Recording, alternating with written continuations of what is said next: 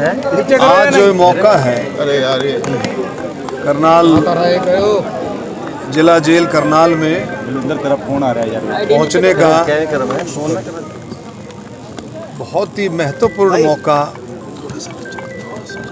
गीता महोत्सव, गीता भगवत गीता महोत्सव 28 नवंबर से लेकर के लगभग 11 दिसंबर तक ये प्रोग्राम चलेगा। गीता मुनि स्वामी ज्ञानानंद जी महाराज जी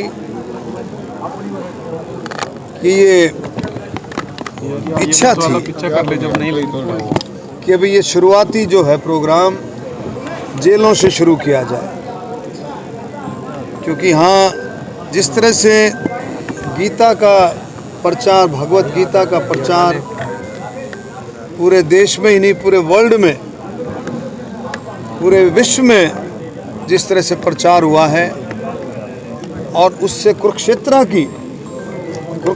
की भूमि को, कुरुक्षेत्र के धर्म क्षेत्र को एक बहुत बड़ा प्रचार मिला है कि जिस तरह से अयोध्या में भगवान श्री राम की भूमि है, तो कुरुक्षेत्र भी भगवान श्री कृष्ण की भूमि है, जहाँ उन्होंने गीता का उपदेश दिया अर्जुन को। और वो सारी चीज़ें जो हम महाभारत में सोचते हैं, देखते हैं, सुनते हैं, वो सारी की सारी बातें प्रैक्टिकल रूप से कुरुक्षेत्र में नज़र आती हैं।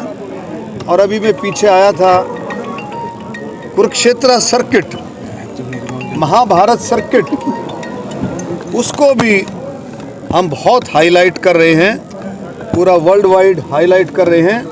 जो प्रोग्राम हुआ था और इसमें भी हमारे को बहुत सफलता मिली है। हमारे tour operators, travelling agents, hoteliers, press के हमारे साथी, यूट्यूबर्स, जो एक्सपर्ट जो टूरिज़्म को देखते हैं, प्रेस के ऐसे साथी, इलेक्ट्रॉनिक्स मीडिया, प्रिंट मीडिया, उन्होंने भी हमारी सरकार की हरियाणा को टूरिज़्म में आगे बढ़ाने की बहुत ज़्यादा मदद की है। मैं उन सब का भी धन्यवाद करता हूं।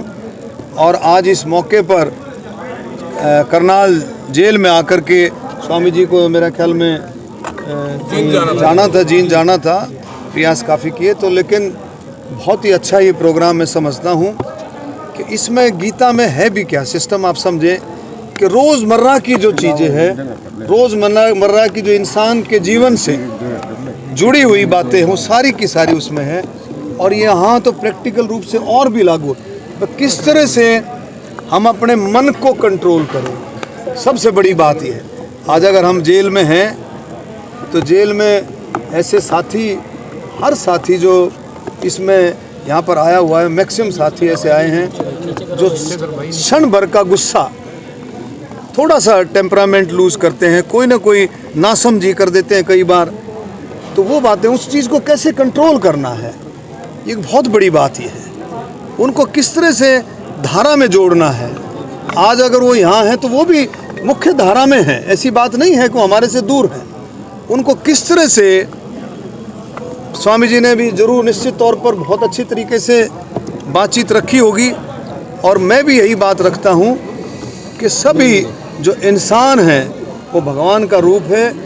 उनको हमने मुख्य धारा में किस तरह से उनको लेकर के आना है, इस बातों की भी चर्चा होगी। मोबाइल ना मिले, ड्रग्स ना मिले, जेल में सिम ना मिले, उसके लिए क्या प्रयास सर? देखिए, कुछ बातें तो ऐसी होती हैं कि सुनी सुनाई बातें होती हैं, सुनी सुनाई।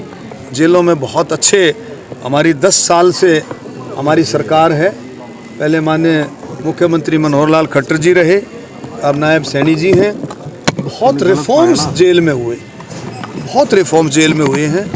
आप उस समय को भी देखें जब कैदी, जब बेचारे जो विचाराधीन कैदी आते थे, उनको वकीलों तक की व्यवस्था नहीं होती थी। सरकार ने आकर के उसको बहुत अच्छे इंतजाम करके एक्सपेडाइट किया। आज कोई भी कैदी, अगर वो कोई गरीब परिवार से, उसकी अगर उसकी सामर्थ्य नहीं है, तो तुरंत उसको जो है वकील जो है उसको मुहैया होता है। और भी बहुत सारी चीज़, बहुत सारे रिफॉर्म्स हुए हैं। और कहीं अगर ऐसी बात हमें नज़र आती है तो उसको भी हम रिफॉर्म में डालेंगे। 2003 से जेल विभाग में भर्तियां नहीं हुई हैं, इस पर कुछ कहना चाहेंगे? देखिए ऑनलाइन का विरोध है। देखिए इसमें सारी बातें चर्चा करके और मैंने बताया ना कि जो भी जेलों के सुधार के लिए जितने भी कदम होंगे, जेलें अच्छा कर रही हैं और ज़्यादा अच्छा कैसे करें, उन सब बातों पर चर्चा करें। सेशन में क्या कुछ लेकर आएंगे जेल मंत्री और पर्यटन मंत्री हरियाणा की जनता के लिए? देखो माननीय मुख्यमंत्री हमारे नायब सैनी जी बहुत अच्छे तरीके से समझ करके बहुत अच्छे तरीके से काम कर रहे हैं और मैं जनता का भी धन्यवाद करता हूं, पूरे हरियाणा की जनता का, कि जिन्होंने आशीर्वाद दिया, 36 बिरादरी ने आशीर्वाद दिया। तीसरी बार सरकार बनी है, नायब सैनी जी मुख्यमंत्री बने हैं। निश्चित तौर पे अभी आप देखते चलेंगे कि सबसे पहली बात है सरकार जो संकल्प पत्र लेकर के आती है उसको जल्दी से जल्दी पूरा करे और उस दिशा में कदम उठाए हैं। पराली पर सर डीएपी की कमी है, उसको लेकर किसान ने सुसाइड भी कर लिया जींद में। ऐसा है, देखो सुनो, डीएपी एक ऐसा मटेरियल है ये जो बाहर से आता है और सरकार पूरी गंभीर है और पूरे तरीके से रैक पे रैक लग रहे हैं, कमी नहीं है। सुन लो, वो जब आता है तो उसमें सिस्टम आप समझते हो कि भाई हम सोचते हैं कि भाई अब रैक आया है तो फिर पता नहीं कब आएगा, ऐसा नहीं है। उसमें बहुत ज़्यादा सरकार गंभीर है और बहुत अच्छे से इस पराली को लेकर जुर्माना बढ़ा दिया गया है सर। देखो पराली पर मैं तो किसानों को ये अपील करूंगा, वो भी हमारे भाई हैं, कि भाई इस बात को समझें